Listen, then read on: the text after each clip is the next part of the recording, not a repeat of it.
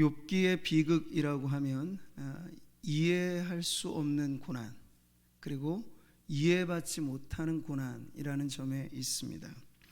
욥은 자신의 행위를 돌아볼 때 내가 도무지 왜 이러한 일을 당해야 하는지를 이해하지 못하고 있습니다. 그런데 그의 친구들마저도 욥이 왜 이러한 고난을 당하는지를 제대로 파악하지 못하고 있어요. 그 사이에서 이들은 서로 위로를 주고받아야 할 그러한 우정어린 친구의 관계가 오히려 대적자로 깨어지고 있는 것을 우리가 보게 됩니다. 이게 바로 욥기의 본론적인 비극의 내용입니다. 자, 여기서 우리는 한 가지 생각할 점이 있어요. 우리는 누군가와 소통을 할 때 주로 말을 사용합니다. 말은 많이 하지만 그러나 진정 대화가 되는 경우는 생각만큼 많지 않다는 걸 경험적으로 알 수 있어요. 정용실 아나운서가 공감의 언어라는 책에서 이런 말을 했습니다. 듣기라고 하는 것이 대화에서 얼마나 중요한가 하는 점인데, 듣기란 이런 것입니다. 듣기란 섬세한 작업이다. 말 안에 많은 것이 포함되어 있기 때문이다. 대화 내용만이 아니라 말을 하는 사람의 눈빛, 숨소리, 손짓, 목소리, 나아가 세세한 감정까지도 다 포함되어 있으니 머리로 내용을 간파하고 눈으로 그 사람의 눈빛을, 귀로 숨소리와 목소리를, 코로 그 사람의 채취를, 손으로 그 사람의 체온을 느껴야 한다. 뭐를 할 때요? 대화할 때, 공감적인 대화를 할 때는 바로 이러한 듣기가 아주 중요하다는 이야기죠. 욥기로 다시 돌아와 보면 왜 친구들이 위로하려고 왔는데 그들도 모르게 대적자가 되었는가? 듣기가 안 됐기 때문에 그런 것이죠. 욥의 친구들에게 부족한 것이 바로 이 부분입니다. 그들은 지금 욥의 탄식과 절규의 그 들리는 소리만으로 그를 판단했어요. 그 안에 진정 감추어져 있는 욥의 갈망, 그의 고통의 진정한 의미에 대해서 청취하려고까지는 예민하게 귀 기울이지 못했던 거죠. 그랬더니 어떻습니까? 자신들이 하고 싶은 말로서만 욥을 위로하려 하니 그것이 오히려 욥에게는 더 큰 상처로 돌아오게 된 것이죠. 그래서 욥기는 소통을 원했으나 불통을 겪고 이해를 바랐으나 오해만 사게 되는 이런 관계의 깨어짐으로 인하여 그 비극을 더 한층 심화시키고 있습니다. 슬프다 나의 근심이여, 어떻게 위로를 받을 수 있을까? 내 마음이 병들었도다. 이 예레미야 선지자만의 탄식이 아니고 지금 욥은 지금 주변에서 자신을 공감해주고 위로해줄 사람을 찾으나 아무도 없는 거야. 그의 아내마저도 그를 욕하고 친구들마저도 냉대와 조롱과 환멸 어린 시선으로 자기를 바라볼 뿐이죠.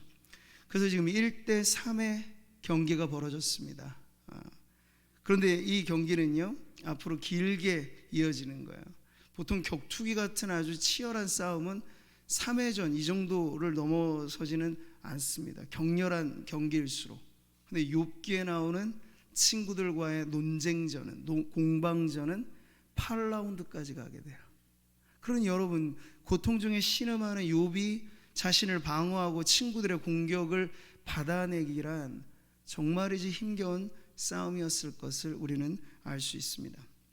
자, 오늘 본문 말씀은 그런 친구들에게 대한 욥의 항변뿐만 아니라 이제 하나님을 향하여 본격적으로 항변하는 욥의 이러한 말들로서 그가 얼마나 고통 어린 신앙에 일그러지게 되는가 하는 것을 보여줍니다.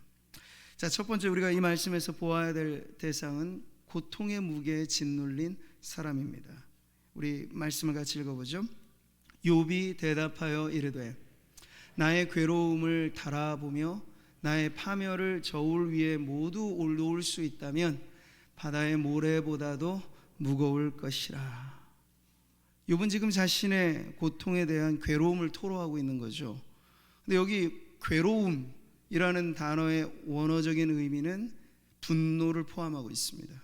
그러니까 그러니까 분노를 일으키기까지의 괴로움을 말하고 있는 거죠.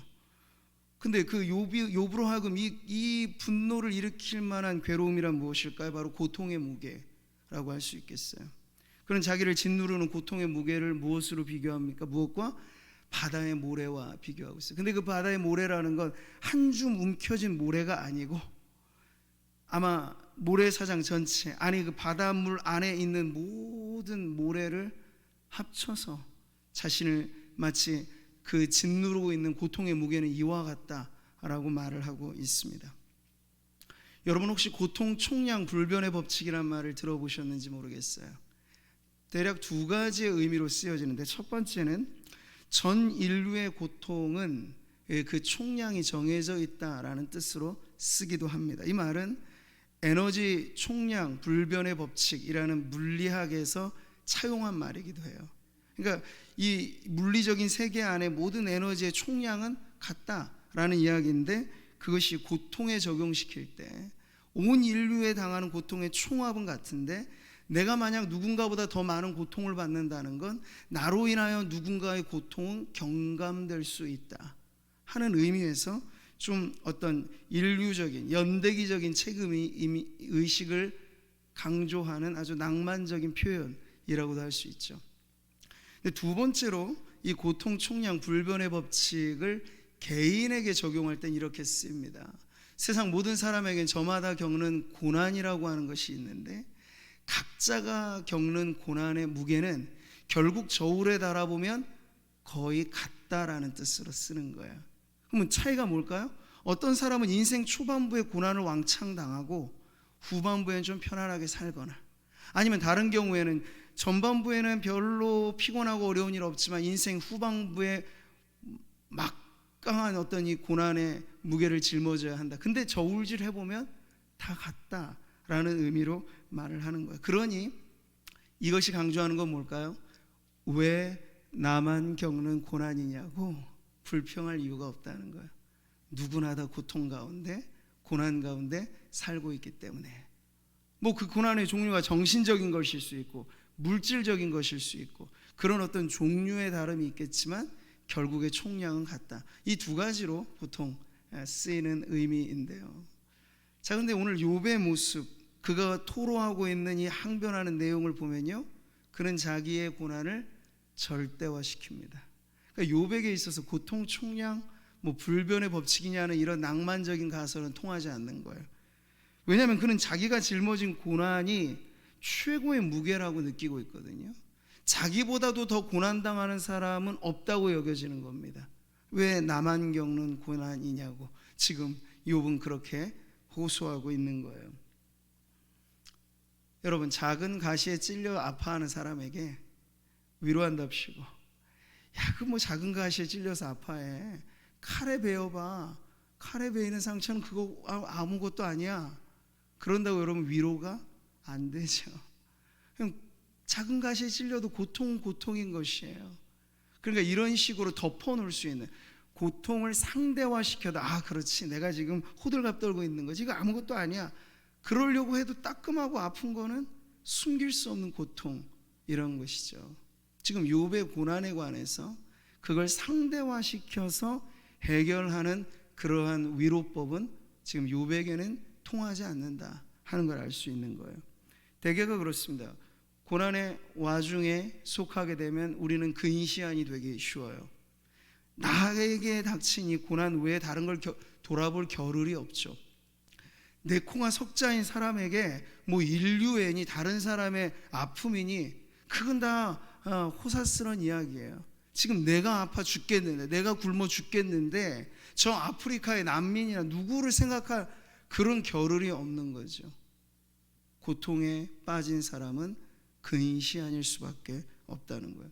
그래서 우리가 그런 관점에서 욥을 좀 이해해 주면 그의 이 과장된 표현이 왜 나오게 되었는지를 알 수 있는 거죠. 그는 그만큼 자신이 짊어지는 고통의 무게에 짓눌려 있다 하는 걸 알 수 있어요. 4절의 말씀을 보시죠. 전능자의 화살이 내게 박힘에 나의 영이 그 독을 마셨나니 하나님의 두려움이 나를 엄습하여 치는구나. 이제 이 대목에 이르러서 욥은 본격적으로 항변을 하는 거예요. 자기 고난의 원인은 하나님이시다. 하나님이 마치 숨어서 자기를 겨냥하여 독화살을 쏜 이처럼 지금 그렇게 표현되고 있는 거예요. 아니 근데 우리가 욥을 알잖아요. 그가 초반부만 해도 그는 하나님에 대하여 이런 고백을 하였어요.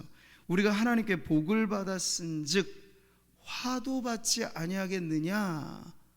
이걸 당연하게 고백을 했습니다. 그의 아내에 대하여 말할 때. 근데 지금에 와서는 똑같이 생, 사, 화, 복의 주관자이신 하나님에 대한 인정은 있는데 그의 심정은 지금 편치 못한 거예요. 네. 머리로는 아는 것과 가슴이 느끼는 것의 차이라 그럴까요? 알아요. 하나님이 나에게 복만 주시는 분이 아니고 절대 주권자인 하나님의 나에게 화를 주실 수도 있다. 우린 그 하나님의 주권에 대해서 가타부타 말할 수 없다. 머리로는 알아요. 그러나 고통의 무게에 짓눌리게 되면 그의 가슴은 거기에 대해 항변이 쏟아지게 되는 거죠. 왜 나에게 이런 괴로움을 주시냐고 말해요. 자, 욥은 자기가 당하는 고난에만 지금 예민한 상태에 있습니다. 그래서 그는 자신의 고난이 장차 있게 될 예수 그리스도의 고난을 예고하는 아주 희미한 그림자라고 하는 사실을 지금 절대 깨닫지 못하고 있는 상태이죠. 그런데 여러분 보세요. 고통에 짓눌린 인생은 욥만이 아닙니다. 우리는 우리의 구원자 되신 예수님이 어떤 분인가를 이 말씀을 통해서 보는 거예요. 보라, 세상 죄를 지고 가는 하나님의 어린 양이로다. 아멘. 여러분, 예수 그리스도는 욥이 고백한 바다의 모래보다 무거운, 근데 그보다도 더 무거운 온 세상의 죄의 무게, 그야말로 고통의 총량을 짊어지신 분이세요. 너와 나 우리 모두 아담 이래로 범죄한 모든 인생들, 그 인류의 죄라고 하는 어마어마한 무게에 주님은 그걸 짊어지고 가시는 거죠. 예수님은 욥이 누군가에게 이해받지 못한다 생각했던 그 아픔까지도 그래서 체휼하여 아시는 분이라 성경은 가르쳐주고 있죠. 우리에게 있는 대제사장은 우리의 연약함을 동정하지 못하실 이가 아니요 모든 일에 우리와 똑같이 시험을 받으신 이로되 죄는 없으시니라. 아멘. 죄 없으신 그분이, 여기 우리라고 말하는 이 우리는 여러분 확대하자면 온 인류를 말하는 것이죠. 그럴 때 여러분, 나의 고난 나 혼자 짊어지기도 무겁고 욥과 같이 정말 고난의 한복판에 있으면 모래보다도 무거운 이 고난의 무게여라고 탄식하는 인생이 한 영혼인데, 예수님은 이런 모든 사람들의 그 죄의 무게를 짊어지셨으니 그것이 얼마나 무거운 것이겠습니까? 욥은 지금 과장하고 있어요. 모래보다 무겁다는 건 일종의 과장법입니다.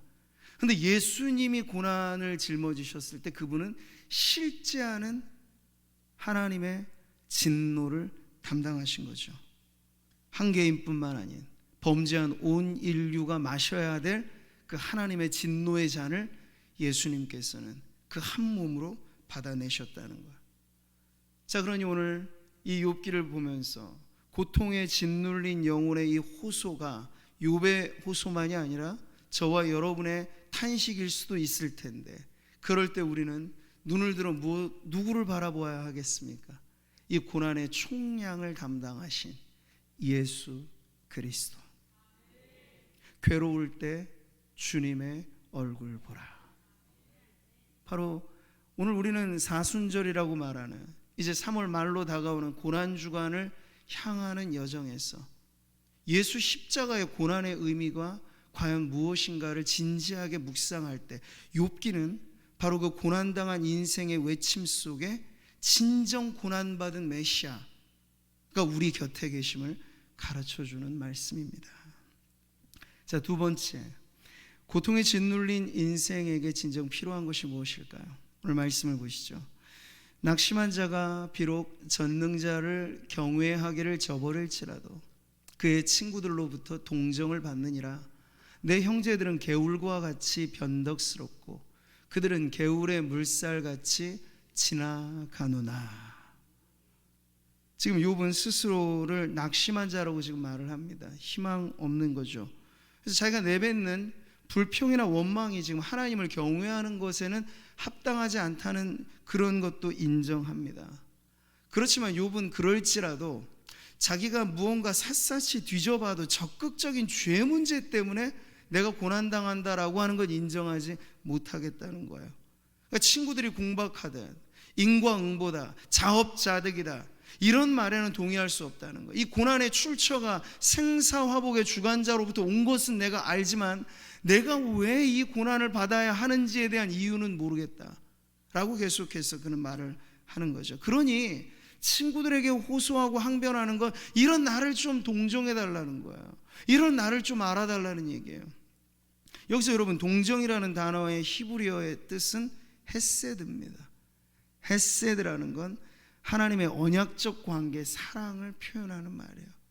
물론 지금 냉정한 친구들에게 욥이 신적인 사랑을 요구하는 것까지는 아니지만 그래도 이전에 그들이 보여줬던 그 신실한 우정을 지금 내가 가장 힘든 이때 좀 발휘해달라, 그렇게 하소연하고 있는 것인데, 정작 필요할 때 친구들은 속이는 개울 같다고, 속이는 개울의 물살 같다고, 그 아래 쭉 나오는 비유는 바로 그런 것입니다. 목말라 허덕이며 가면 갈수록 오히려 개울은 말라져 버리는, 그래서 기대하여 갔지만 얻는 것은 실망밖에는 없는 이 속이는 개울이란 바로 그러한 비유이죠. 욥도 알았어요. 그들이 처음 와서 자신의 이 딱한 처지를 동정하고 같이 아파해주고 흐느껴 울어주고, 그런데 그 동정심이 딱 일주일짜리였다는 걸 알았던 거야. 일주일이 지나고 나자 무참하게도 욥은 가장 기대했던 친구들에게 가장 큰 실망을 경험하고 있는 것이니까. 자, 지난 시간 살펴본 것처럼 욥의 친구들, 이 공감 어린 위로자가 되지 못했던 이유를 오늘 우리는 말씀에서 보는 거야. 그들 역시도 고통이라는 문제 앞에서는 연약한 한 인간에 지나지 않는다 하는 것을 알게 됩니다. 보세요.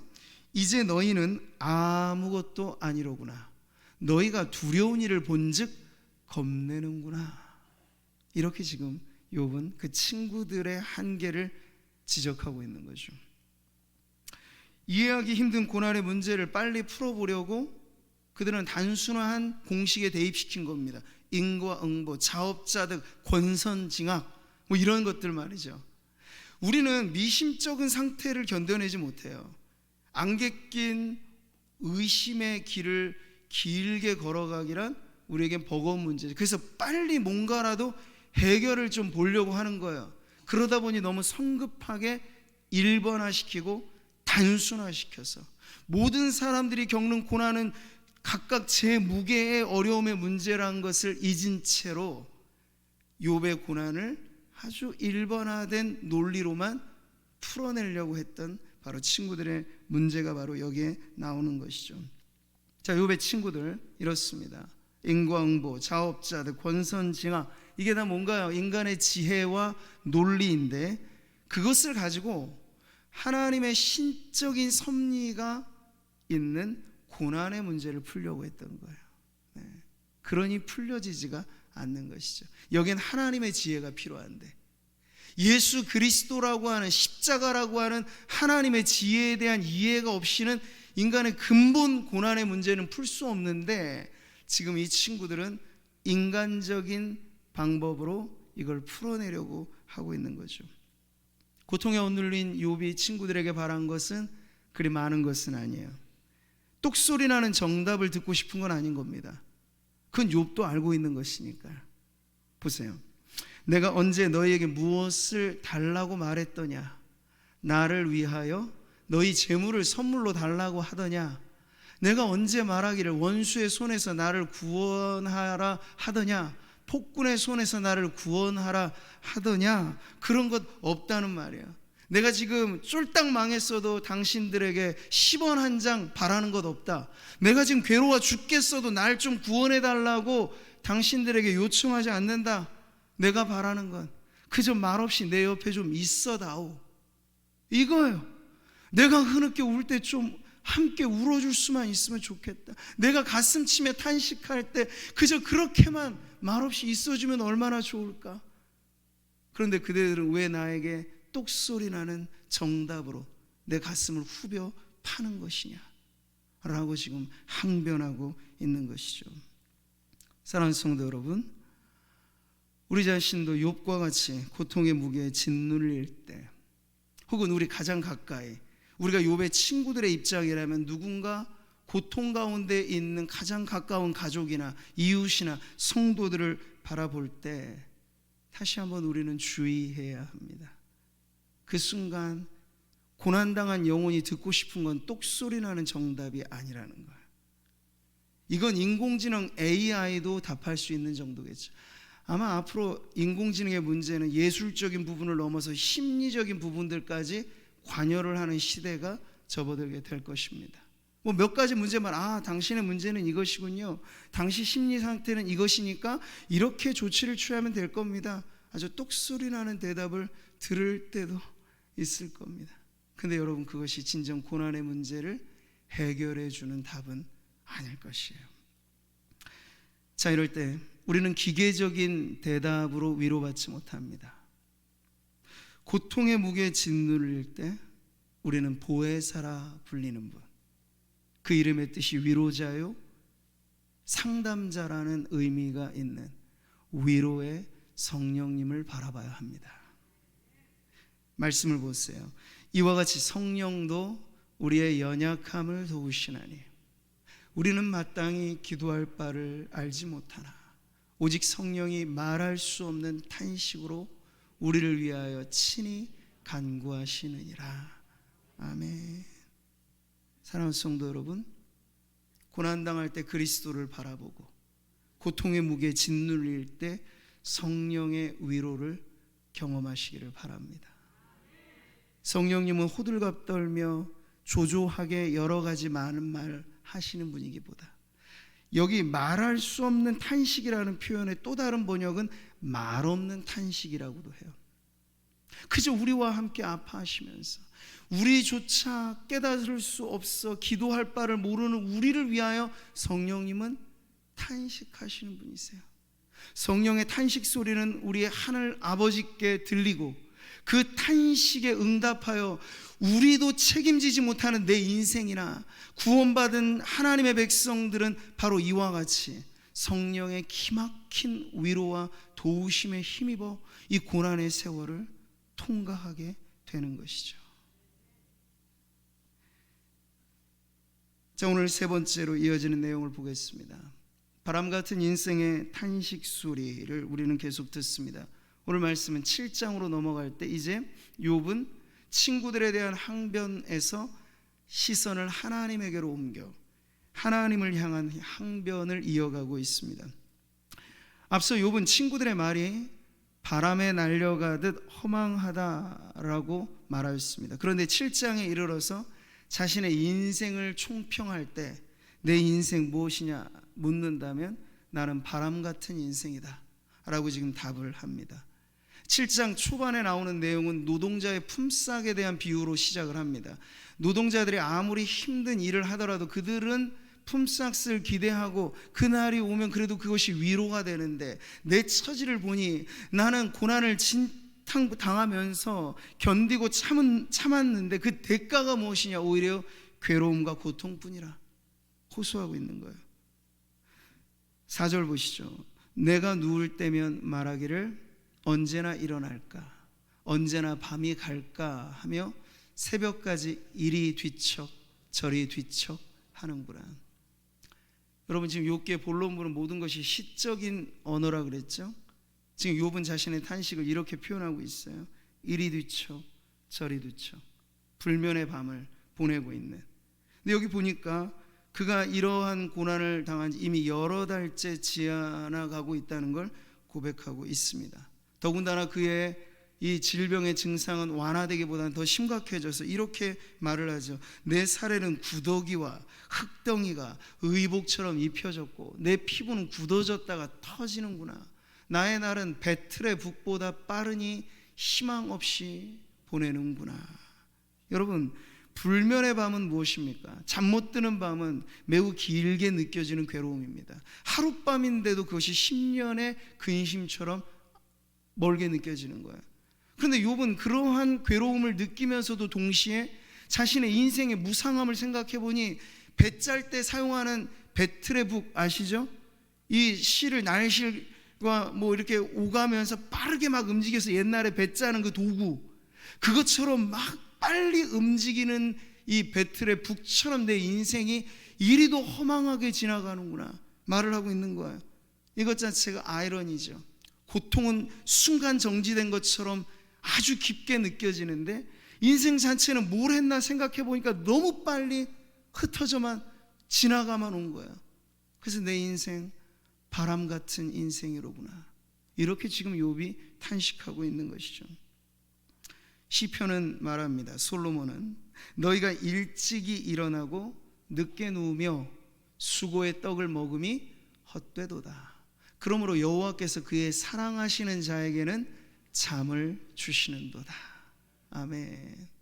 단잠을 이룰 때 우리는 하나님의 보호하심을 경험하는 것입니다. 그러나 잠이 싹 달아나는 근심 속에 불면의 밤을 보낼 때 우리는 괴로워 죽겠는 거죠. 지금 욥의 고통은 이것입니다. 하나님을 생생하게 인식하는데 그가 인식하는 하나님은 자비로운 사랑의 하나님이기보다 그저 공의로운 하나님으로서만 계속해서 그를 짓누르고 있는 거예요. 그러니 여러분, 그는 다시금 사랑받지 못한 자로서 마치 버림받은 자신의 인생을 이렇게 한탄하는 거죠. 내 생명이 한낱 바람 같음을 생각하옵소서. 나의 눈이 다시는 행복을 보지 못하리이다. 여기 말하는 대상은 바로 하나님께 호소하고 있는 거예요. 독백과도 같은 이 욥의 고백은 정말 바람 같은 인생의 탄식으로 얼룩져 있는 거죠. 그래서 그는 초기에는 생애를 저주했다면 지금은 죽음을 희망하고 있습니다. 내가 죽어야 이 고생 끝나지. 그러니까 빨리 죽기를 희망하는 쪽으로 지금 하나님 앞에 토로하고 있는 거예요. 나를 본 자의 눈이 다시는 나를 보지 못할 것이고 주의 눈이 나를 향하실지라도 내가 잊지 아니하리이다. 이건 죽음 너머로 가게 될 날에 대한 그 고백을 담고 있는 거예요. 여러분, 욥기는 여러 각도에서 우리에게 지혜를 가르쳐주는 지혜 문학이라고 하는 범주 안에 속해 있습니다. 잠언이 그렇고 전도서도 마찬가지로 우리에게 지혜를 가르쳐주는데, 전도서가 가르쳐주는 지혜와 욥기의 지혜가 인생에 관해서는 서로 같다라는 걸 알 수 있어요. 어느 지점에서 그렇죠? 전도자가 이르되 헛되고 헛되며 헛되고 헛되니 모든 것이 헛되도다. 인생의 덧없음에 관해서, 인생의 진정한 허무에 대해서 전도서는 시작부터 강조를 하죠. 솔로몬이 한평생 살아보니 이랬다더라라고 하는 교훈적인 메시지인 거예요. 근데 욥은 자신의 삶의 가장 왕성한 그 한 복판에서 고난이라고 하는 것을 통해서 인생의 덧없음을 지금 깨달아가고 있는 거예요. 이건 여러분, 그전에는 깨닫지 못했던 바이죠. 한창 잘 나갈 때, 원 없이 돈을 가졌을 때, 좋은 사람, 훌륭한 사람이라는 평판이 자자했을 때, 소위 오늘날로 인싸였을 때, 모든 사람들의 주목을 받았을 때는 인생의 덧없음을 깨닫지 못하다가 욥은 자신이 고난의 진창에 빠지고 뒹굴자 내 인생이 바람같이 사라지는구나 라고 깨닫게 되는 것입니다. 욥의, 솔로몬의 고백만이 아니고 하나님의 사람 모세 역시도 이렇게 고백하죠. 우리의 연수가 70이요 강건하면 80이라도 그 연수의 자랑은 수고와 슬픔뿐이요 신속히 가니 우리가 날아가니이다. 아멘. 바람같이 날아가는 인생, 그렇기 때문에 성경은 이런 것을 가르쳐 주면서 그게 끝이라고 말하면 희망 없는 절망만 가르쳐 주는 거죠. 근데 성경은 이것을 통해서 우리가 진정한 진리를 발견하기를 원하시는 거예요. 하나님은 어떤 진리입니까? 인생은 덧없으니 인생을 의지하거나 사람을 의지하거나 그러지 말고 하나님을 경외하는 것이 참된 지혜요 하나님을 경외하는 것이 우리가 평생에 간직해야 할 믿음이다. 이것이죠. 전도서의 결론을 보세요. 일의 결국을 다 들었으니 하나님을 경외하고 그의 명령들을 지킬지어다. 이것이 모든 사람의 본분이니라. 아멘. 자, 그래서 우리는 욥이 지금 바람 같은 인생의 탄식으로 하나님을 항변하고 있는, 흔들리는 그의 신앙을 보고는 있습니다만, 그가 이제 다시 돌아와야 할 지점은 오늘 전도서가 말하듯 또 욥기의 결론이 우리에게 앞으로 가르쳐 줄 것인데, 다시금 그가 처음처럼 하나님을 경외하는 신앙의 자리로 돌아와야 한다는 것을 가르쳐 주고 있는 것이에요. 자, 오늘 마지막 대목에서 우리는 항변하는 신앙을 보게 됩니다. 이와 같이 바람같이 빠르게만 스쳐 지나가는 인생의 괴로움을 토로하였던 욥의 항변은 이렇게 끝을 맺습니다. 그런즉 내가 내 입을 금하지 아니하고 내 영혼의 아픔 때문에 말하며 내 마음의 괴로움 때문에 불평하리이다. 누구에게요? 하나님에게. 하나님, 이제는 좀 들어주셔야겠습니다. 내 뼈아픈 영혼의 이 극심한 괴로움으로 인하여 나는 하나님 앞에 항변할 것입니다. 지금 선전포고를 하듯 말하고 있는 거예요. 하나님에 대하여 항변하는 신앙, 이걸 결코 우리는 건강한 신앙이라고 말을 할 수는 없겠죠. 그러나 여러분, 우리가 이 욥기를 보면서 그냥 아까도 제가 말씀드리지만 똑소리라는 정답적인 의미가 아니라 진정 고난을 경험하면 알게 되어지는 인생의 덧없음과 인간의 한계 속에서 이 항변이라고 하는 것은 하나님 앞에 가장 솔직한 영혼의 외침이기도 하다 하는 걸 우리가 욥기를 통해 배우게 됩니다. 여러분, 이 항변은 욥의 토로만이 아니에요. 성경에 등장하는 많은 믿음의 사람들은 실제로 하나님 앞에 항변하기도 하였습니다. 솔직하게 자신의 괴로움을 토로하였던 것이죠. 하박국서를 읽어보세요. 그 선지자 하박국은 시작부터 하나님 앞에 항변합니다. 여호와여, 내가 부르짖어도 주께서 듣지 아니하시나니 어느 때까지니까? 내가 강포로 말미암아 외쳐도 주께서 구원하지 아니하시나이다. 이러실 수 있습니까, 하나님? 이렇게 지금 하박국은 시작부터 하나님 앞에 외치는 거예요. 하나님은 공의하신 분인데 어찌 저 불안당과 같은 이방인들로 하여금 우리 하나님의 백성들이 짓밟힘을 당하여 하겠습니까? 어디 대답 좀 해보십시오. 하박국은 시작부터 항변으로 시작합니다. 자, 우리 안에 욥과 같이 뼈아픈 영혼의 괴로운 마음으로 인하여 이런 항변과 절규가 솟아날 때, 여러분, 그것은 자신에게 대하여나 다른 성도에게 대하여나 그것이 아주 솔직한 하나님 앞에서의 고백이 될 수 있다는 걸 이해하시기 바랍니다. 그런 관점에서 여러분이 시편을 읽으시면 시편의 많은 내용들은 어찌할 수 없이 인생의 궁지에 몰려서 사면초가 어디에도 도움을 바랄 수 없는 인생들이 하나님 앞에 토로하는 외침투성이라고 하는 것을 알 수 있어요. 그래서 말하기를 시편은 영혼의 해부도라고도 합니다. 그만큼 적나라한 우리의 영혼의 심정을 그대로 표현하는 것을 시편은 허용하고 있다는 거예요.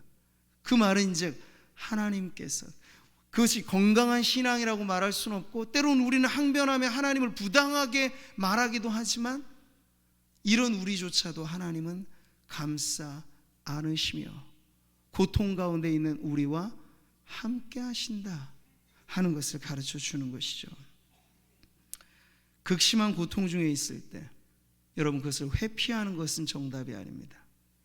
그리고 입바른 말만, 모범생 컴플렉스란 말이 있어요. 입바른 소리만 하는 것도 올바른 해결책은 아닙니다. 겉으로는 그렇게 말하지만 속은 문드러질 수 있거든요. 스스로를 기만하는 것일 수도 있습니다.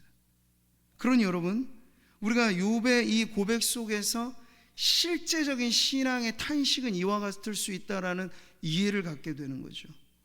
주께서 내게서 눈을 돌이키지 아니하시며 내가 침을 삼킬 동안도 나를 놓지 아니하시기를 어느 때까지 하시리까? 여러분, 이 고백이 행복한 고백으로 들리시나요? 그렇지가 않죠.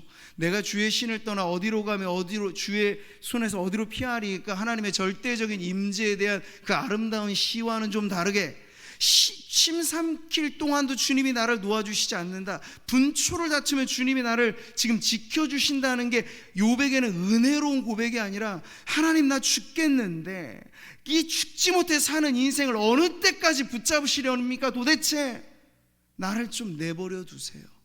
이건 거예요. 지금 하나님의 지키심과 하나님의 임재가 지금 욥에게는 탄식거리가 되고 있는 거죠. 왜 이다지도 나를 집요하게 하나님께서 붙들고 계신 겁니까? 라는 지금 탄식으로 외치고 있는 거예요. 여러분, 고통의 문제라는 아주 유명한 책으로 알려진 C.S. 루이스, 그는 기독교 변증에 관한 오늘날에도 가장 유명한 작가입니다. 근데 그가 고통의 문제라는 책으로 유명할 당시에는 그것을 아주 논리정연하게만 서술했어요. 그런데 57세 느지막한 나이에 결혼을 해서 얼마 결혼한 시간이 지나지 않은 그 아내가 암으로 죽게 되었을 때 C.S. 루이스는 신앙의 근간이 흔들리는 걸 경험했습니다. 그 다음에 쓴 책이 헤아려 본 슬픔이라는 책인데, 그 책은 논리정연하지도 않고 일관되지도 않아요. 그냥 슬픔 속에 마치 욥의 표현대로 독화살을 맞은 짐승이 절규하듯이 그렇게 하나님 앞에 자신의 괴로움을 토해내는 그러한 이야기들로 가득합니다. 그래서 그는 이런 말을 합니다. 내가 무서워하는 결론은 그러니 하나님이란 결국 없는 거야가 아니라 그러니 이것이 하나님의 실체인 거야. 더 이상 스스로를 속이지 마인 것이다. 이게 뭡니까? 욥이 경험했듯이 두려운 하나님만이 그에게 전부로 와닿는 거야. 왜 내가 가장 사랑하는 것을 나에게 빼앗으시는가? 바로 이런 괴로움. 자식을 앞세운 부모는 참척의 고통을 당했다고도 말을 하는데요, 그럴 때 완전히 밑바닥에 내려앉게 되는 거죠. 그럴 때 하나님에 대한 호소는 어디 한 말씀만 좀 해보십시오. 나에게 할 말이 있으시거든. 다짜고짜 따지듯 외쳐질 수밖에 없는 그런 상황들이 있다는 거죠. 이론과 논리로 아는 고난과 자신이 실제로 경험하는 고난은 이와 같이 천지 차이가 있을 수 있다는 걸 우리가 보게 되는 거예요. 자, 그럼 여러분, C.S. 루이스는 자기 고백적인 자신의 있는 그대로를 적나라하게 드러내는 부끄러움을 감수하고도 이 책을 출간했던 건 자신만큼이나 고통에 억눌린 사람들이 똑소리나는 정답이 아니라 나도 당신들처럼 이렇게 괴로워 봤어. 나도 정답 없는, 이해할 길 없는 고난 속에 푹 빠져서 하나님이 때로는 원망스럽기도 하였고 하나님이 왜 나에게 이러시냐고 따지기도 하였고 그런 영혼의 어두운 밤을 통과해 보았어. 그 자체가 고통의 무게에 짓눌린 누군가에게 위로가 될 수도 있겠다 하는 마음으로 자기 고백적인 글쓰기를 해낸 것입니다. 그래서 이 책의 머릿말을 쓴 메릴린 랭글이라는 사람은 이 헤아려 본 슬픔에 관해서 여기에 자신을 적나라하게 토로한 C.S. 루이스에 대해서 이렇게 평을 합니다. 나는 루이스가 성난 목소리로 하나님께 고함 지르고 회의하고 발버둥치며 대들 용기가 있었다는 사실에 감사한다. 이는 그다지 자주 권장되지는 않지만 건강한 슬픔의 일부이기 때문이다. 여러분, 이해가 되십니까? 적극적으로 권장되는 것은 아니지만 고난의 와중에 있을 때 나 고난당하는 것 아니에요 라고 체면을 거는 게 답이 아니고 그것 자체를 가지고 괴로운 짐을 나홀로 지며 견디도 못하 쓰러지지만 말고 그걸 가지고 하나님 앞에 나아오라는 거예요. 있는 모습 그대로 영혼의 민낯이라고 하는 게 내가 고작 이것밖에 아닌가? 나도 고난에 당해보니까 나에게 나오는 건 쓴물밖에 없구나. 내 그걸 하나님 앞에 고백하라는 거예요. 나는 그 정도밖에 아니다 라고 하는 걸 감추지 말고 그래야 여러분 문제가 있는 곳에 답도 있거든요. 자기의 문제를 직시하고 그 문제를 있는 그대로 하나님 앞에 아뢰일 때 하나님께서 우리에게 인간의 논리와 지식으로는 풀 수 없는 고난의 해답을 주실 줄 믿습니다. 오늘 항변하는 신앙의 내용은 긴장 어린 영적인 상태를 표현합니다. 하지만 오늘 우리는 아무런 문제없는 무탈함 속에서 그저 뜨뜻미지근하게 하나님과의 적당선의 거리를 두고 종교적인 신앙생활을 하는 인생보다 고난 속에 절규하듯 하나님에 대한 갈망이 그에게 솟구쳐 오르는데, 그러나 표현은 너무나 거칠게만 나오는 그 영혼이 오히려 가능성이 있다는 걸 가르쳐 주는 거야. 집안에 있는 탕자가 위험합니까? 집 떠난 탕자가 위험합니까? 예수님의 비유는 말씀하시기를 집안에 있는 탕자가 더 위험하다는 거야. 집을 떠나본 아들은 아버지의 사랑을 알아요. 집을 떠나본 아들은 집이 얼마나 그리운 곳인지를 알아요. 그러나 집안에서 착한 아들 컴플렉스에 사로잡혀 있는 그 옛날 바리새인들은 하나님에 대한 갈망 없이 종교 노름을 하고 있다는 이야기죠. 그럼 여러분, 고난의 유익함이란 다름 아니에요. 우리의 실력을 드러내는 겁니다. 우리의 실력 그다지 좋지 못해요. 모든 인생은 하나님 앞에 연약한 죄인이니 우리가 죄 가운데 엎드러질 때 우리의 본성과 우리의 본 모습은 철저하게 무너질 수밖에 없다는 거. 근데 여러분, 그걸 깨달아야 우리가 어디로 오겠습니까? 괴로울 때 주님의 얼굴을 보는 거예요. 하나님 없이도 나는 괜찮은 정도의 사람이야, 그건 세상이 말하는 도덕군자죠. 그러나 하나님이 구원하시는 백성, 그런 성인군자가 아니고 욥과 같이 토로하며, 하나님 이러십니까? 자신의 고통에 답을 찾을 길 없어서 하나님의 옷자락이라도 부여잡고 싶은 그 거친 영혼의 탄식이 오히려 하나님께서 어루만지시고 싸매어 주시고, 집 떠난 아들이 돌아오면 안아줄 아버지의 품이 하나님에게는 언제나 있기 때문에 기다리는 마음으로 하나님은 오히려 우리가 일찍이 적나라한 영혼의 토로를 가지고 내 있는 모습 그대로 꾸미지 말고 하나님 앞에 나아오라고, 때때로 짊어지기 힘든 고난의 무게로 진누를 쉴 때가 있다는 사실입니다. 사랑하는 성도 여러분, 건강한 슬픔이라고 하는 건 바로 이런 것입니다. 슬픔을 있는 그대로 하나님 앞에 표현해낼 줄 아는 것. 네, 그래서 우리 자신이 혹은 우리 주변에 누군가 욥과 같이 항변하는 신앙으로 흔들리는 이가 있다면 너무 빨리 단정 짓지 말고 욥의 친구들 행세하지 말고, 우리는 오히려 그러한 인생에 진정 필요한 건 100마디 말이 아니라 말 없는 기도다 하는 것을 깨닫고, 우리 자신뿐만 아니라 우리 성도들에 대한 이해가 대제사장으로서 예수님이 체휼하셨듯 우리가 그렇게 서로를 감싸 안는 자리에 나아가는 저와 우리 여러분 성도님들 되시기를 바랍니다. 말씀을 맺겠습니다. 주는 나의 힘이 되신 하나님이시거늘 어찌하여 나를 버리셨나이까. 이 시편의 말씀은 우리의 구원자 예수님이 십자가에 달리실 때 외치신 거예요. 엘리 엘리 라마 사박다니. 나의 하나님, 나의 하나님, 어찌하여 나를 버리셨나이까. 십자가에서 들리는 그 항변은 저와 여러분의 모든 괴로움을 끌어안는 외침입니다. 주님은 거기까지 나아가신 거예요. 쉽게 답을 찾기 어려운 그 십자가의 참혹한 죽음 앞에서 생명의 근원 되신 예수 그리스도께서 죽음을 맛보시며 토로하시는 이 모습은 결국 욥기에서는 흐릿한 그림자이지만 예수 그리스도의 십자가 앞에 환히 드러나게 되는 하나님 앞에 항변하는 영혼의 고통까지 주님이 짊어지셨다 하는 것을 가르쳐주고 있으니 피하지 마시고 숨기지 마시고 있는 모습 그대로 하나님 앞에 나와 주님의 십자가를 붙드시는 우리 성도님들 되시기를 주님의 이름으로 축복합니다.